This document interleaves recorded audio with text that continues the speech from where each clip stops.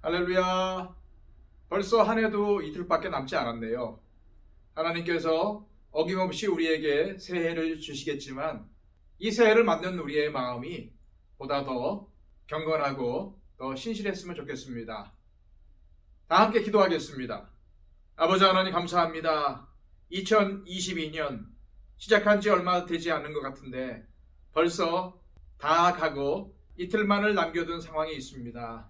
아버지 하나님, 우리 모두가 다 주어진 하루하루에 최선을 다했건만 돌아보건대 후회와 회한 뿐입니다. 아버지 하나님, 불쌍히 여겨주시옵소서. 이 땅에 발붙이고 사는 유한한 존재인 인간이기에 그러한 생각과 사고를 가질 수밖에 없음을 고백드립니다. 아버지 하나님, 이 땅에서의 우리의 위치를 잘 알고 지혜롭게 세월을 아끼며 살 수 있게 하여 주시고, 또한 주어지는 새해에 더욱더 주님을 사랑하며 더욱더 주님 중심으로 살게 하여 주옵소서. 주님, 이 아침 주님께 머리 숙여 예배합니다.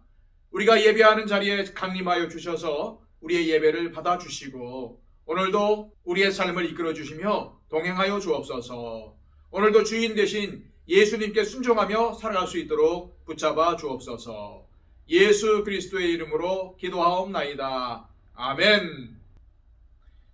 다 함께 찬송가 484장 찬양 드립니다.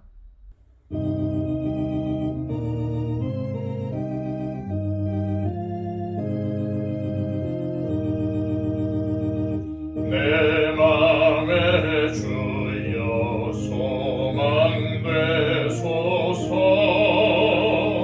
주 없이 모든 일 헛되어라.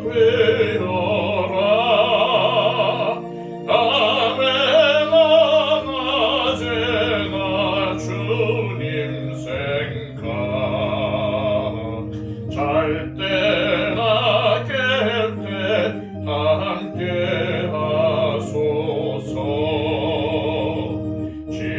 지혜의 주여 말씀으로서 언제나 내 안에 계십소서. 주는 내 아버지 나를 아들, 주 안에 내가 늘 함께하네. 세상의 영광 난 보여도 언제나 주님은 나의 기여. 주님만 내 맘에 계시오니 영원한 주님 참 귀하셔라. 영원한 주님 내 승리의 주, 하늘의 기쁨을 주옵소서.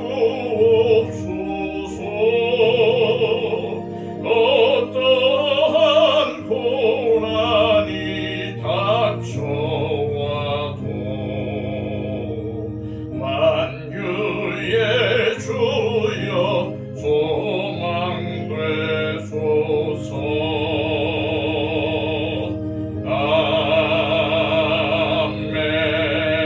아멘.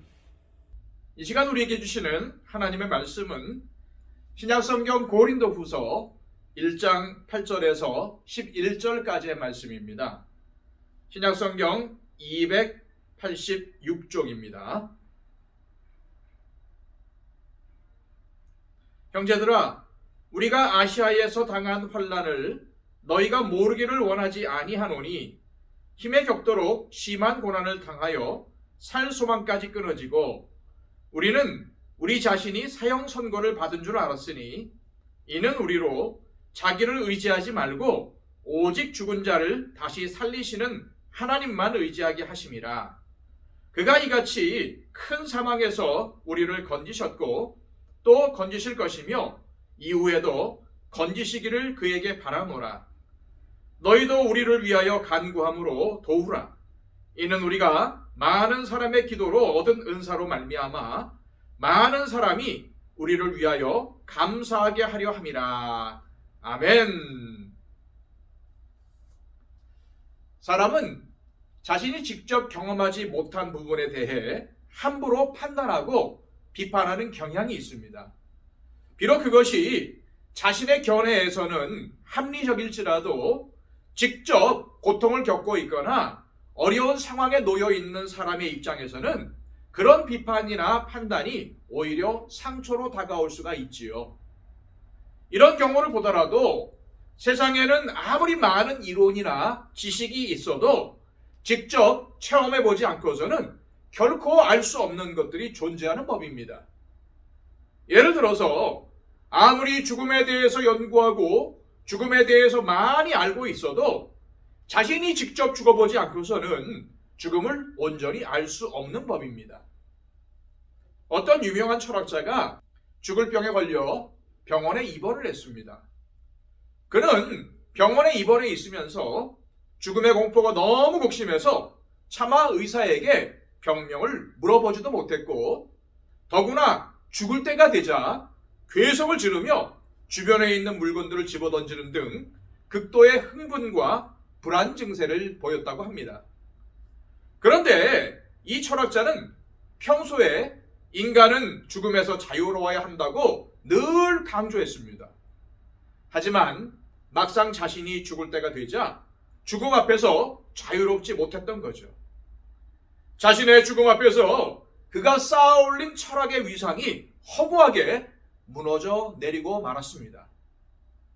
세상에는 죽음의 문제만이 아니라 아무리 지식을 쌓아도 자기가 직접 겪어보지 않으면 알 수 없는 것들이 너무나 많습니다. 그래서 우리는 항상 겸손해야 하지요.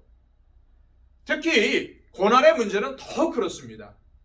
나 자신이 처한 고난이든지 이웃이 겪는 고난이든지 함부로 판단하고 함부로 생각하면 곤란합니다. 대신 우리가 할 수 있는 최선의 길은 이 고난을 통해서 무엇인가를 배우는 것입니다.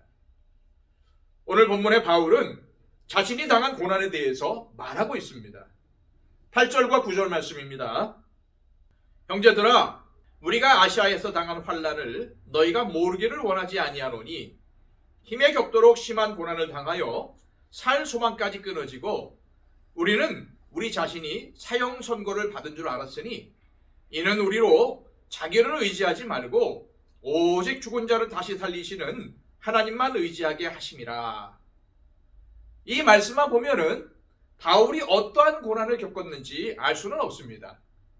하지만 한 가지만은 분명하죠. 바울은 자신이 당한 고난 때문에 죽는 줄 알았다는 겁니다. 이 말로 바울이 고난으로 인해서 얼마나 극심한 고통을 당했는지 알 수 있습니다. 하지만 그가 고난을 통해서 무엇을 배웠다고 합니까? 자기를 의지하지 않고 하나님만을 의지해야 한다는 것을 배웠다고 밝힙니다. 바울은 선교하면서 수많은 고난을 겪었습니다. 그를 죽이려고 호시탐탐 노리는 세력들도 있었기에 항상 그의 주변에는 죽음의 위협이 도사리고 있었습니다. 그런 상황에서 바울이 성도들에게 밝히고 있는 고난은 이제는 정말 죽었구나, 내 인생은 여기까지인가 보다라는 생각이 들 정도의 극심한 고난이었습니다. 바로 그런 상태에서 바울이 할 수 있는 일은 오로지 사람의 생명을 주관하시는 하나님만 의지하는 것이었습니다. 그런데 감사하게도 하나님이 그를 죽음 가운데서 건져주셨습니다. 이 고난의 과정을 통해서 바울은 진정 하나님만 의지한다는 것이 무엇인지를 배울 수가 있었던 것이죠. 바울은 이 고난을 통해서 두 가지를 배우게 됩니다. 첫째, 방금 말씀드린 대로 오직 하나님만 의지하면 하나님께서 지켜주신다는 확신입니다. 물론 이전에도 이러한 확신을 가지고 살아왔겠지만 이 고난의 경험을 통해서 더욱 그 확신의 뿌리가 깊이 내리게 된 것입니다. 그래서 그는 다음과 같은 확신의 찬 고백을 함으로써 자신이 받은 은혜를 성도들과 나누고자 했던 것이죠. 10절 말씀입니다. 그가 이같이 큰 사망에서 우리를 건지셨고 또 건지실 것이며 이후에도 건지시기를 그에게 바라노라. 아멘. 이처럼 바울은 주님께서 나를 고난에서 건져주셨듯이 앞으로도 계속 건져주실 것이라고 확신했습니다. 둘째, 이 고난을 통해서 바울이 배운 것은 자신이 이 땅에서 해야 할 사명이 아직 끝나지 않았다는 것이었습니다. 믿는 자들 중에는 정말 죽다 살아난 사람들이 있습니다. 중병에 걸렸는데 기적적으로 회복되신 분들도 있고 죽었다가 다시 살아나신 분들도 계십니다. 물론 당사자들은 이게 다 하나님의 은혜라고 고백을 합니다. 주님이 나를 살려주셨다. 주님이 나를 다시 일으켜주셨다. 라고 고백을 하죠. 이런 은혜를 경험했으면 어떠한 삶을 살아야 합니까? 당연히 하나님의 나라와 의를 위해 살고자 하는 열정이 불타올라야 합니다. 그리고 실제로 하나님 나라를 위해서 살아야 하지요. 믿음을 더욱 굳게 지키는 것은 기본이고 하나님께서 기뻐하시는 일을 하려고 힘써야죠. 하지만 안타깝게도 그렇게 살지 않는 분들이 있습니다.